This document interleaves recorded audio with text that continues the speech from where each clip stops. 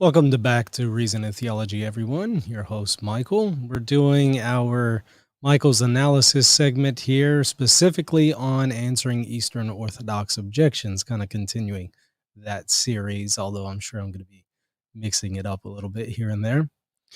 What we're going to do today in answering Eastern Orthodox objections is tackle what I call the circumstantial argument against the papacy, which effectively says, from an Eastern Orthodox perspective, that the papal claims in the first millennium, or rather, the position of the Pope in the first millennium, is not based on something that is of a divine origin. It's not based on divine institution. Its position in the church is primarily based on circumstantial arguments, circumstantial evidence.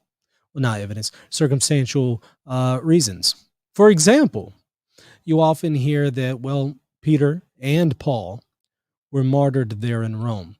So that's going to give a lot of credibility to the church in Rome. In addition, a lot of the early popes were martyrs and saints, great men. So you're going to have the argument that, due to the great many popes who were known for their piety, they increased in prominence. And then, of course, you'll also hear the argument that because of circumstantial reasons, like Rome being the seat of the empire, Rome had the highest place in the empire, or the highest place in the church, I should say. So, again, the argument is that Rome had its position not because of Jesus or anything that Jesus instituted, but because of circumstantial reasons: piety, martyrdom, seat of the empire, things like that.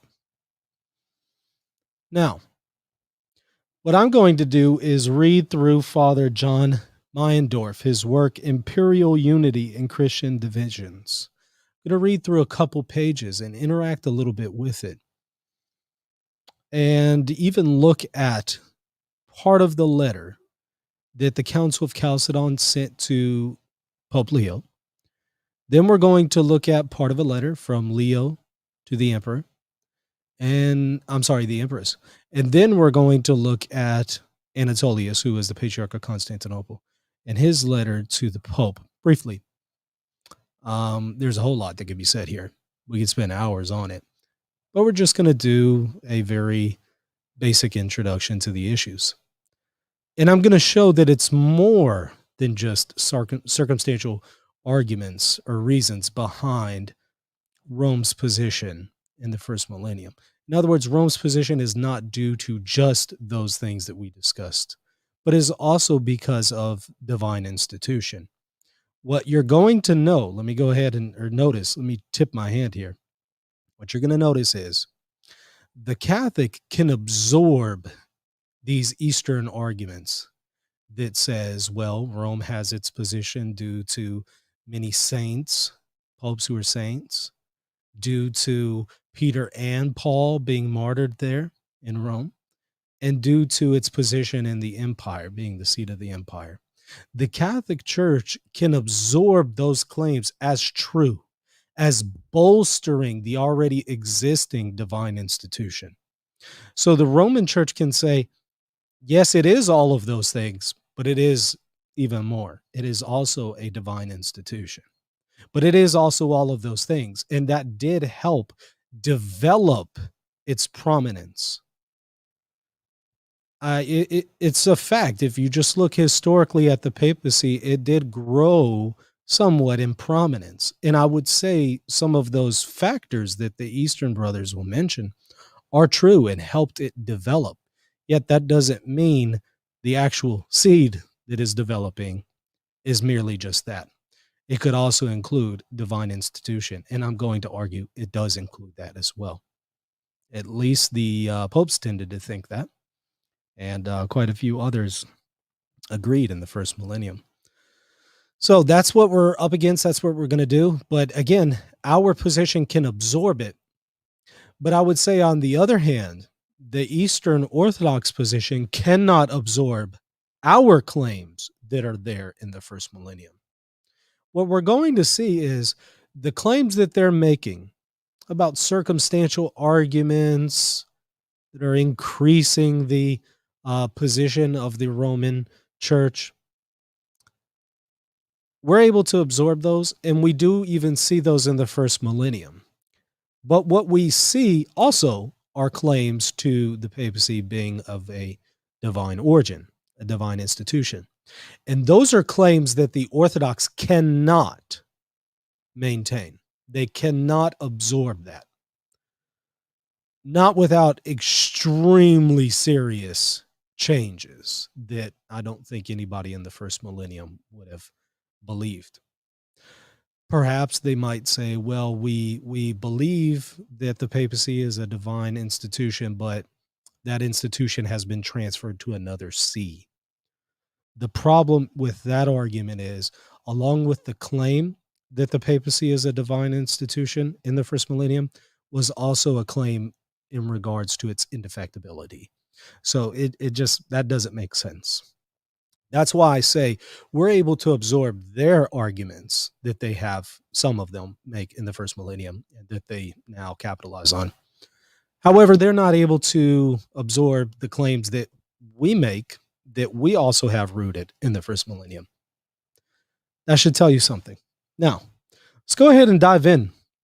This is page 60, again, of Imperial Unity and Christian Divisions, Father John Meyendorff. Very, very famous and well-respected Eastern Orthodox scholar, theologian. Okay.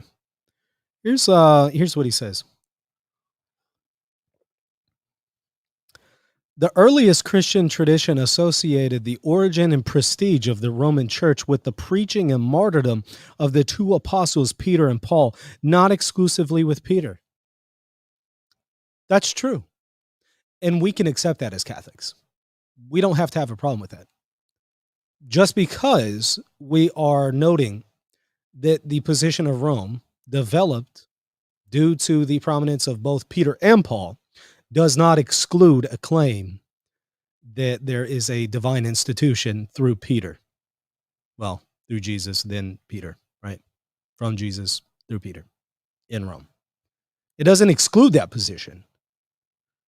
So to honor the memory of Peter and Paul is not to exclude the claim that there are unique privileges that come from Peter that have their origin in Jesus himself. Pilgrimages ad limina apostolorum, in the plural, contributed to this and indicate that the authority of Rome was not derived from Christ's words to Peter in an exclusive way. I would say that doesn't logically follow.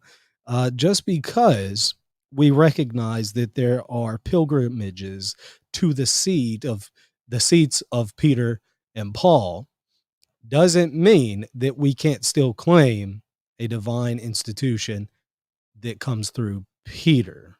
It doesn't logically follow what he's saying here. So this is where I kind of have to depart with his logic. It is the doctrine of Cyprian of Carthage, who had singled out Peter as the model of the episcopal ministry, which had probably helped create the notion that the Bishop of Rome derives not only his episcopacy, but his primatial authority as well from Peter alone exclusively. In fact, however, Cyprian's view of Peter's chair was that it belonged not only to the Bishop of Rome, but to every bishop within each community. We can say that there's truth in that every bishop is a successor of Peter and has authority from Peter, has a Petrine authority.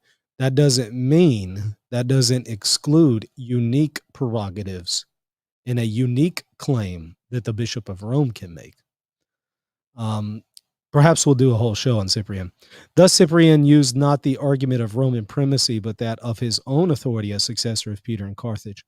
In any case, though, throughout the 4th century, several texts emanating from or related to Rome, including the canons of Sardica, refer to a moral authority of the Roman bishop emanating from his proximity to Peter. And by the way, I would just say there about Cyprian's ecclesiology, I've seen several Orthodox theologians note that his ecclesiology is incomplete. So I would say that Cyprian's view needed to be refined, but we'll leave it there and we'll address Cyprian again another time. The Bishop of Rome was a bishop among other bishops, and in that sense, a successor of Peter. But the relics of Peter made the Roman episcopacy particularly close to Peter. It seems that the Eastern Church was also ready to accept a moral primacy of Rome, interpreted along those lines. Now, I would say it could be that, but even more. The arguments that he tends to make in this section, they don't exclude the Catholic claims. That's what's odd to me, is he says these things as if these arguments somehow negate the Catholic claims. And I see us as being able to absorb what he says. The problem is the Eastern Orthodox are not able to absorb what we're saying, which is also rooted in the first millennium. Okay, let's move on to the next part here. It gets really good. A clear divergence of opinion as to the implications of of Roman authority appeared when, in the first years of his reign, Emperor Theodosius I presided over the liquidation of Arianism at the General Council of the East, eventually to be recognized as the Second Ecumenical Council in Constantinople 381. Here we go. Canon 3 of that council gave the Bishop of Constantinople an honorary seniority after the Bishop of Rome, because that city is the new Rome. The text could be easily interpreted as implying that the primacy of old Rome had become obsolete after the transfer of the imperial capital to Constantinople. That's 100% not true. That does not logically follow at all. Let's read the canon again, which was not accepted in the West. Here's Canon 3 of Constantinople 1. The Bishop of Constantinople, however, shall have the prerogative of honor after the Bishop of Rome, because Constantinople is New Rome. What he just said does not logically follow from that, because again, what he says is the text could be easily interpreted as implying that the primacy of old Rome had become obsolete. No, it's not obsolete because it notes its honor is after that of the first see. That's not an obsolete statement. That's saying Constantinople is still number 2, next to number 1. But very technically speaking, I think a Catholic could absorb Canon 3, which eventually we did. Not at first, though. Let's see here. The Western Episcopate, led by Pope Damasus, disagreed with the decisions and policies of the council and refused to enter into communion with its leaders, which included the great Cappadocian Fathers, which I've talked about this before when we dealt with Gelasius and his Decretum.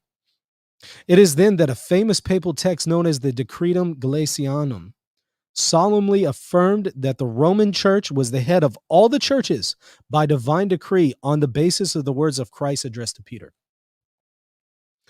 And of course, this was made in 382.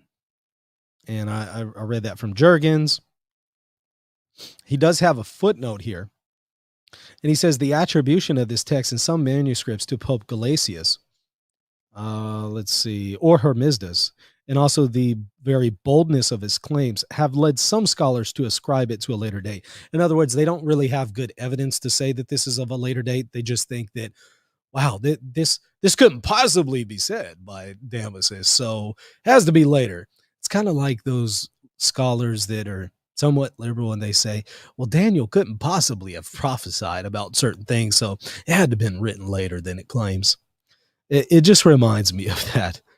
But then he notes, however, a broader consensus, Turner, Chapman, Caspar, Kidd, in conformity with the oldest and best sources, attributes the kernel of the Decretum to Damasus.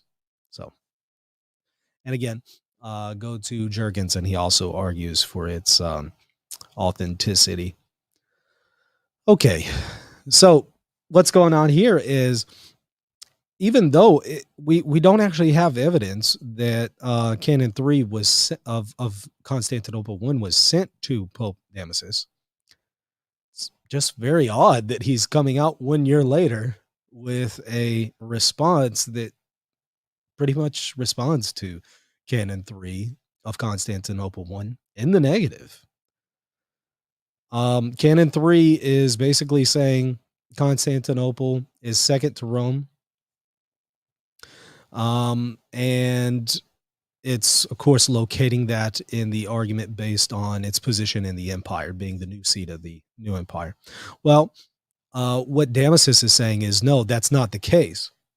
Rome's position is not just because it's the seat of the old empire, of old Rome, but because it's the head of all churches by divine decree on the basis of the words of Christ, not by conciliar privileges or conciliar consent or something like that. It might include that, I would argue. Sure, that might help strengthen its claims. I can absorb that, but I'm not going to root the papal claims in that alone. And that's what Damasus is effectively doing, is he's showing that ultimately the claims are not based on that reason. The Roman claims are because of what Christ said to Peter. Again, I can absorb the Orthodox claim here. I can absorb Canon 3. They can't absorb Pope Damasus. That's the problem. All right. He moves on. But both sides were undoubtedly aware of the ancient tradition which recognized the Bishop of Rome as the first bishop or primate of the universal episcopate. However, the Council of Constantinople, by attributing the second rank to the bishop of the new imperial capital, could also be understood as implying that the Pope had been honored for no other reason than the political position of older Rome. I could see somebody trying to interpret Canon 3 of Constantinople 1 that way, but I don't see it necessarily having to be that. Now, what we're going to do is continue to look at what he says here, and then we're going to dive into Giles. This is a book written called Documents Illustrating Papal Authority from 96 to 455 by E. Giles. Really, really handy book. Kind of gives you some snippets here and there. Of course, I always recommend that you read things in context, but it's really, really helpful. What we're going to do here in a moment, after I show you a brief video, again, myself and Fawaz, after we take a brief break here, we're going to come back, continue with Meindorf, and then move into Giles. And then I'll make some closing statements and maybe some Q&A. But first, our video, 10 Signs You Might Be a Liberal Catholic.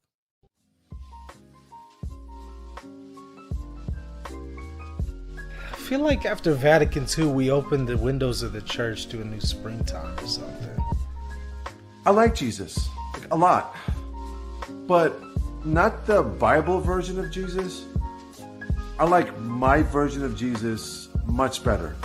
I feel like papal encyclicals are longer these days because we know so much more than the church did before. Does that make sense? I can't seem to wrap my head around objective morality. It's not how God works, and I can prove it. Because why would I feel a certain way or have certain desires if I can't act out on them? Technically, Father James Martin is not a heretic. I feel like we clearly have a much better understanding of morality today than the saints of the past. I mean, if you think about it, it's not like any of them had to deal with plagues, adultery, divorce, or justice. None of these things really existed until after 1962. No, it's just that holding hands during the Our Father is the greatest sign in the liturgy that we're one body. Every year I engage in the Laudato Si Virgin Stations of the Cross. I'm such a Pope Francis Catholic. He's like Saint Francis, but holier. I kind of feel like Laudato Si should be used instead of the creed during the liturgy. I beg your pardon? Magisterial authority? I don't know how any of that works. All I know is whoever said it last is what I'm going to stick with. So if the Pope gives his opinion to someone over lunch and that person leaks it to the press, I'm bound to accept it as a Catholic. No questions asked.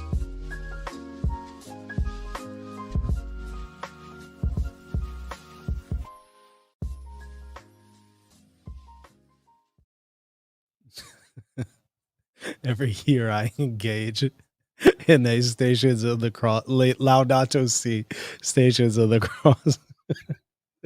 I almost told them, if I was, don't give people any ideas. You might want to take that one out. You might be giving some people some ideas here now. Next thing you know, we're going to see that. Okay. Let's continue to move forward. This interpretation of Canon 3 will be formally endorsed in 451 by the Council of Chalcedon. Ooh, he stepped right into it. Well, let's discuss Council of Chalcedon, because it doesn't really bode very well for the Orthodox. I don't know why one would try to make that interpretation.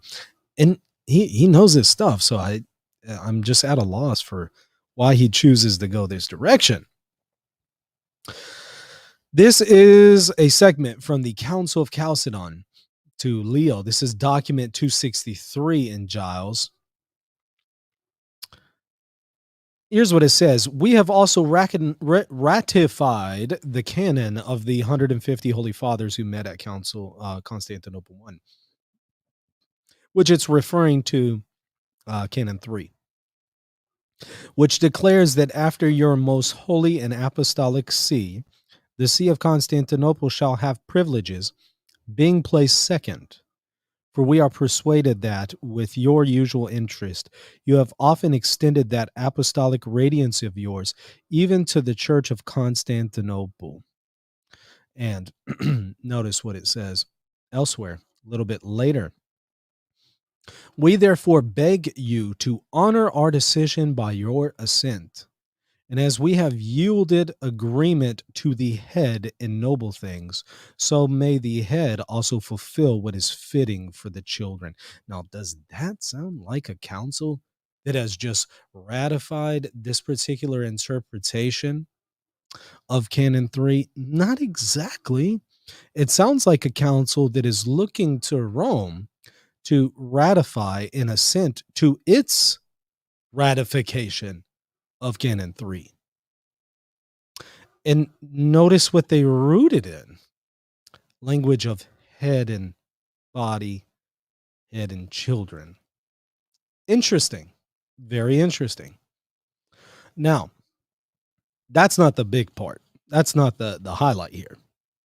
Let's look at a segment from Anatolius, who's the Bishop of Constantinople, who is at Chalcedon, to Leo.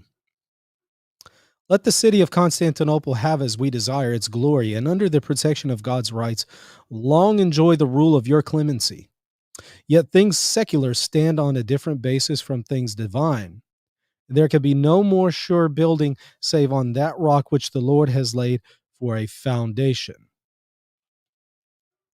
Sorry, by the way, I apologize. I actually skipped a section here. No, this is from Leo to Emperor Marcion.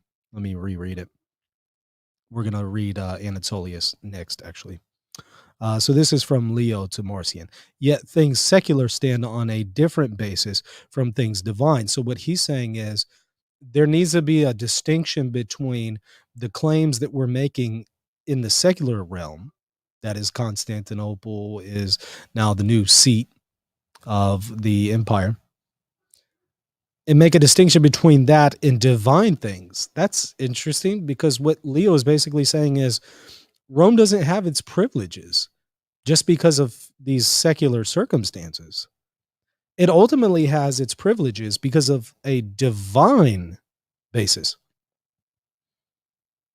And there can be no sure building save on that rock which the Lord has laid for a foundation. Pretty interesting language, right? I mean, somewhat reminiscent of Matthew 16. He that covets what is not his due loses what is his own.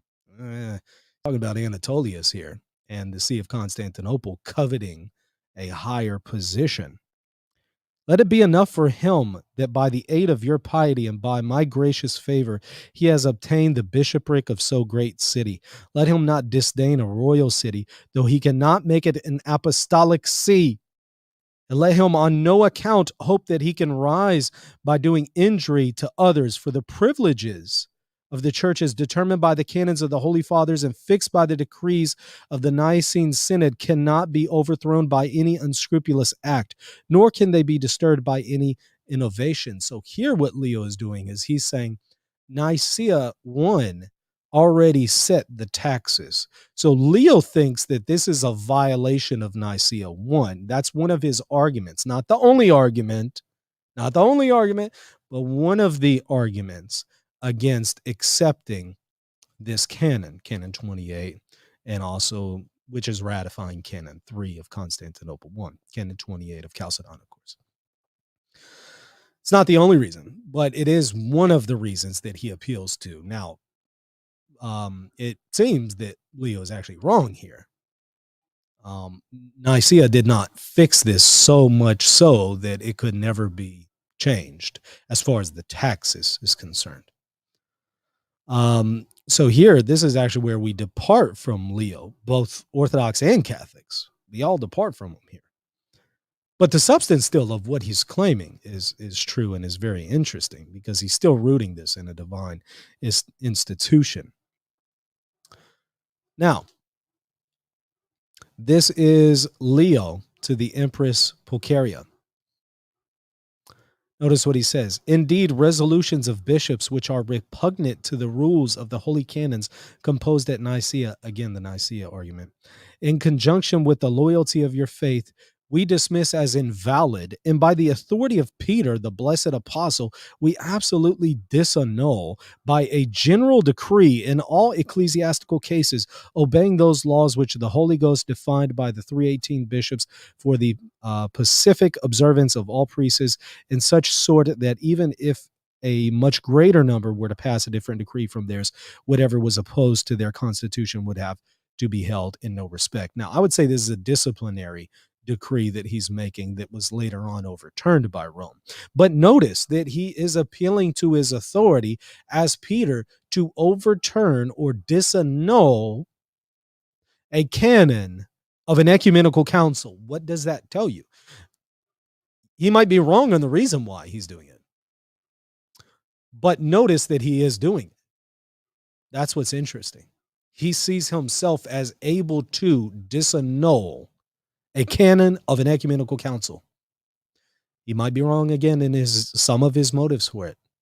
I think that part of it is because he recognizes that the position that Rome has is not necessarily just because of its position in the empire, but he also sees it as in violation against Nicaea. Now, so that's actually what I wanted to take away from there is the fact that he sees himself as above this ecumenical council and disannulling its canon there by the authority of the apostle Peter. Now, all those bishops at Chalcedon had the authority of Peter too, right? I mean, that's generally the claim that the Orthodox are going to make, that every bishop has the authority of Peter. Oh, okay. All right, that's fun. But guess what?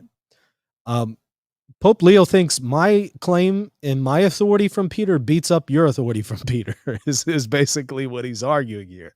So yeah, you might have some authority from Peter, but my authority from Peter outweighs yours. Again, we can absorb these claims being made by the Orthodox. Are they really able to absorb that one? I'm not so sure. I'm really not sure. I haven't heard a way. Let's see here. One last part. This is from Anatolius. So this is the Patriarch Anatolius to Pope Leo. Here's where he tucks tail and bows to Pope Leo. Let's just read this whole segment here. As for those things which the Universal Church of Chalcedon recently ordained in favor of the Church of Constantinople, let your holiness be sure that there was no fault in me, who from my youth have always loved peace and disquiet, keeping myself in humility. It was the most reverend clergy of the Church of Constantinople who were eager about it. In other words, it wasn't me pushing for Constantinople to be second. That was the other clergy in Constantinople pushing for it. And they were equally supported by the most reverend priests of those parts who agreed about it. Even so, the whole force and confirmation of the acts was reserved for the authority of your blessedness. Mic drop. Did you hear that? He's saying these canons, they ultimately are reserved for your confirmation. You either confirm them or disannul them. But ultimately, it is going to be up to you on whether or not they are going to have force. Again, the whole force and confirmation of the acts was reserved for the authority of your blessedness. That doesn't sound like this idea that all bishops are equal and all bishops have an equal claim to the Apostle Peter. Therefore, let your holiness know for certain that I did nothing to further the matter, having always held myself bound to avoid the lusts of pride and covetousness. Now, is that what did he actually keep those words later on? That's a whole nother issue, but we see him bowing here to the Pope. So interesting to see that. So going back to now Father Meindorf, again, in Imperial Unity and Christian Divisions. Let's reread that. This interpretation of Canon 3 will be formally endorsed in 451 by the Council of Chalcedon. It is precisely this view which was opposed by the Decretum. I would say this view is also being opposed by others, like Pope Leo. The Holy Roman Church, as proclaimed, was placed at the head of the other churches, not by some council, as was now the case for Constantinople, but it received primacy through the words of our Lord and Savior, "Thou art Peter, and upon this rock I'll build my church." So he's recognizing those claims there early on. And in fact, we did another video going over some of the very strong admissions that Meindorf makes about the papacy. But notice what he's saying. The claims here and the struggle between some of those who maintained more of a circumstantial kind of position for the primacy of Peter, of the Pope, and then those who would make a divine institution argument, they're struggling against each other, but they're both present. This is one of the reasons why I've said that Eastern Orthodox ecclesiologies are partly there in the first millennium. You can find some people who maintain them. But then again, you can find saints in the Orthodox tradition who did not maintain them. Again, Pope Damasus and Pope Leo are saints in the Eastern Orthodox Church. It's kind of awkward when your saints are maintaining a heresy. When they're maintaining a heresy about ecclesiology that's extremely important and touches on all sorts of other matters. It's kind of awkward. And it's not just two guys. It's not just Damasus and Pope Leo. It's quite a few others. But I would admit you do have some others who seem to reject some of these papal claims. I admit that in the first millennium. You do have some in the West, some of the African bishops, and also in the East, who seem to shirk the papal claims when it comes to a divine institution. But you also have people in the first millennium who are denying that Jesus is homoousios with the Father. So, I mean, just the presence of dissent doesn't really mean a whole lot. But again, to sum this up, I can absorb their claims. I can absorb the claims being made about Peter and Paul being martyred there. I can absorb, as a Catholic, the claims that Rome rose to prominence because of its many saints, sainted popes. I can absorb the claim that it rose to prominence because of its position in the empire. I can absorb all that. And I can still maintain what many of these fathers and popes maintained, which was also a divine institution. And that being one of the fundamental reasons why Rome was able to make the claims that it made. I can absorb all of the above. As an Eastern Orthodox, they can't absorb that. They have to have this discontinuity with a tremendous amount of their saints, especially in the West, but some of them in the East. And they even have to be at odds with some of the claims that were made at the ecumenical councils. So that's just what's awkward. Now, we too have some work to do because there were some claims made at some of the ecumenical councils that cause us to do some work. I mean, some of the claims made at the Fifth Council, right, suspending Pope Vigilius, or I would say Canon 28:451. Although we're able to absorb, we still need to do some work there. We still need to do some explanations, which is exactly what I'm doing in this video, right? Um, so again, to summarize it, I see that we are able to absorb their claims. They're not able to absorb ours. We're able to account for the data that we see there in the first millennium. I don't see them able to do it. And I would say that's one of the fundamental reasons why I would accept Catholic ecclesiology when it comes to primacy over some of the Eastern Orthodox views on primacy. And make no mistake, there is no one view on primacy. You talk to different Orthodox, they're going to give you different explanations about Roman primacy, different answers. And that's not analogous to Catholics who will give you different answers if you ask them to. That's not analogous. It's not. Because with Catholics, we actually have an official position, and people who differ from it are called dissenters. In Orthodoxy, you don't have an official position. So people who differ with each other on matters of primacy, they're not in dissent. They're actually debating something that is an open question in Eastern Orthodoxy. And I'm okay with some things being an open question in Eastern Orthodoxy, just as I'm okay with some aspects being open questions in Catholicism. I'm not okay with it after 2,000 years when we've had all kinds of problems related to primacy. I think at this point, we need to have some answers from the Orthodox as far as how does primacy really work, especially when they have a schism going on right now related to the matter of primacy. At least the Catholics have been able to come out and hash out this issue and deal with it. I haven't seen that from the Orthodox. So until I see it, I just don't see them as providing a viable alternative or something that is a reasonable way to interpret the data of the first millennium, which is one of the reasons why, again, I'm Catholic and not Orthodox. So hope y'all have enjoyed this and found it helpful in responding to Eastern Orthodox. We're going to continue to do these claims, but not just Eastern Orthodoxy. We're not going to just limit ourselves to that. We're going to continue to address other things as well in these segments of Michael's Analysis Show. Send me some questions there. I'll take a few of them at Reason and Theology. And let's see. I got a little bit of time, so I'll take a few.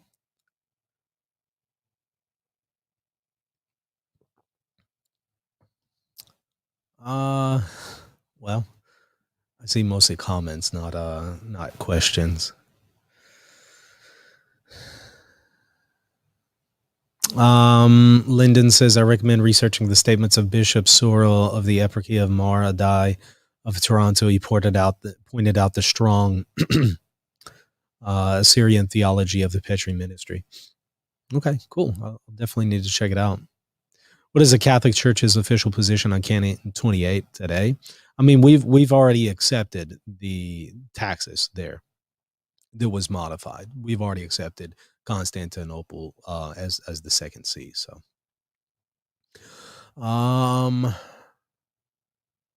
let me see if I see anything else. Do you see us reuniting in full communion? Look, we've already been having reunions. They're called Eastern Catholics, right? We've already had reunions. Now they're ongoing, right? There's quite a few Eastern Orthodox, though. They outnumber Eastern Catholics significantly. But I understand the gist of what you're asking. Do I see reunion with those who are still in dissent and in schism from the Catholic Church? Do I see reunion with them? No, I don't. Not anytime soon. I definitely don't. I could maybe see some groups here and there that are Eastern Orthodox coming back into communion with Rome. That's not new. Those are Eastern Catholics. But do I see a real reunion with the majority of Orthodox? And make no mistake about it, at best it would be a majority. It would never be all of them. I mean, unless it's the second coming or something. It's not going to be all of them. There's always going to be a group who want to remain schismatic. That's just, I mean, unless some other circumstantial or historical events happen, a lot of times whenever you have a schism, there's always a group who remains in schism. I'm thinking of a few exceptions, like the Donatists, who were basically some of them were persecuted and wiped out, and then definitely wiped out by Islam. Unless you have some kind of historical circumstance like that, I don't see, um, at but at best maybe a majority returning, and I don't believe that. I believe that's extremely unlikely that a majority of Eastern Orthodox would come back into communion with Rome. That doesn't mean we don't strive for it, but I don't see it anytime soon. Here's the problem. Before we can have reunion with the Eastern Orthodox, they first of all need to have reunion with themselves. And then when they have reunion with themselves, they now need to understand or figure out what they believe and figure out what they believe when it comes to matters of ecclesiology before they can come together and have discussions with the Catholic Church. The problem is whenever we have discussions with the Eastern Orthodox, we're able to do so as a united church. They're not able to do so. They're constantly fighting with each other. So they're not actually able to have a united front and have discussions with the Catholic Church for multiple reasons. Even if there's no kind of political infighting going on between these different autocephalous churches, they don't even have a unified ecclesiology, doctrinally speaking. So they have to have discussions with themselves before they can have a discussion with somebody else. I mean, it's kind of like a husband and a wife who want to counsel people in marriage, but the husband and wife are on a brink of divorce. I mean, yeah, or are divorced. They're currently separated or something. That would be. You might want to get that fixed first before you give marriage counseling. That just doesn't make a whole lot of sense. It's the same thing with the Eastern Orthodox. So no, I don't see it happening. And there's always going to be that dissident group that remains schismatic.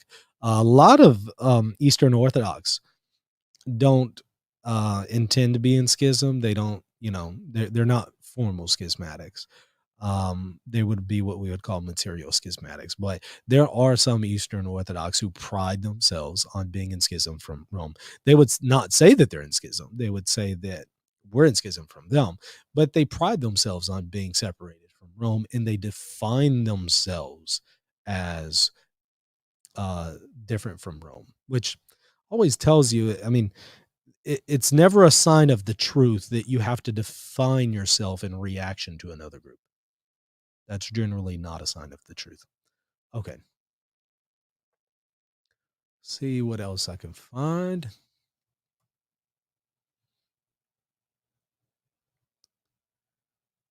Let's see.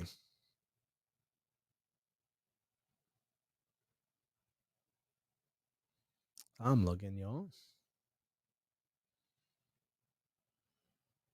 How would you respond to the Protestants who would say that the papacy didn't arise until Pope Leo the First? The Anglican kid would argue this. There is a book by Fortescue where he goes over the papacy pretty much from the first century until that time. Would be worth looking into. But we just looked at another example as Pope Damasus. So Damasus is about 70 years before Pope Leo, making some pretty explicit claims. So they would need to set it back at least to Pope Damasus, which would be really awkward for them because it's around that exact same decretum by Damasus where they get the New Testament canon. So that's pretty awkward for them to go against Damasus when it comes to his claims on primacy, but then accept his canon on the New Testament. So it's just awkward. But yeah, I would have to move it back to Damasus and rephrase the question: what do we see prior to Damasus? In those cases, we got to examine the statements made by Ignatius of Antioch, Irenaeus, Pope Victor, Pope Stephen, and the controversy with Cyprian. We got to examine those cases. That being said, I don't have a problem saying that there were developments that were made around the time of Pope Leo and onward that weren't there prior to perhaps the papacy of Leo or even Damasus. I have no problem saying that. That's not an issue. Um, the that doesn't take away from the fact that there would still be a divine institution going back to Christ. It would just mean that just like it takes a while for the seed that you planted to grow, but it doesn't mean that the farmer didn't plant the seed and it's not in the ground.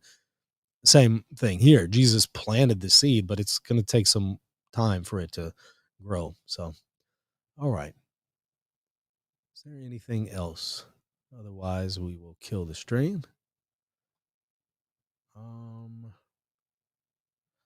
Looking.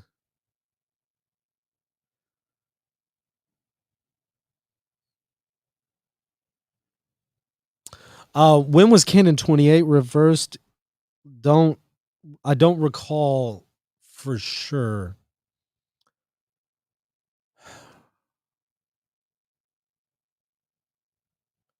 Was it around the time of the Photian Schism? I don't recall for sure. I think it was around that time, but please don't misquote me. I'll have to go back and look it up and put it in the comment section. We definitely did accept Constantinople as second in the taxes, but it was definitely much, much later. Although I have a faint recollection, it may even have been earlier than that.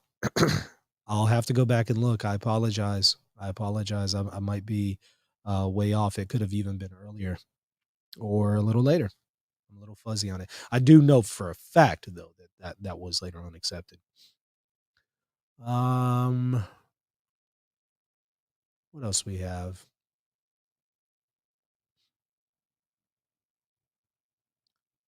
Is Michael a Thomist? I guess in some ways. Yeah. I haven't looked into the matters as deeply as Dr. Matthew Minard or Dr. Jared Goff. I'm not on their level when it comes to those issues. So I'm not in a position to tell you which one is right in the way that they could do. But just my default is a leaning towards Thomism, but an openness also to some aspects of Scotism and Palomism. Okay. Is there anything else? Well, I don't see any others, so we'll go ahead and end it there. Really appreciate y'all tuning in and watching. I definitely intend to do more of these, and I hope y'all stay tuned for more. I hope y'all are enjoying them. Let me know in the comment section what y'all think, and maybe what are some of the things that y'all would like to see me interact with. In addition to Eastern Orthodoxy, if there's some other topics that you'd be interested in, just let me know. Just shoot me an email or post a comment. But of course, as I always say, don't forget to subscribe if you haven't already. And of course, hit the bell for notifications so that you can be notified of upcoming streams. I'm starting to post some of them in advance now. If y'all haven't noticed, go check it out. Also, check us out, patreon.com/Reason in Theology, if you want to support what we're doing and get access to extra content. I think I'm going to be posting some additional stuff there tomorrow, I believe. That's tomorrow. I don't think I have any shows scheduled. Let me double check. Hold on. Let's make sure. See what we have on the calendar. Yeah. Yeah, I don't have any shows scheduled. But I might add some extra content there for the patrons. So again, check it out. Patreon.com/Reason in Theology. And I hope everybody has a blessed evening and a great Sunday tomorrow and Divine Liturgy. Till next time, God bless.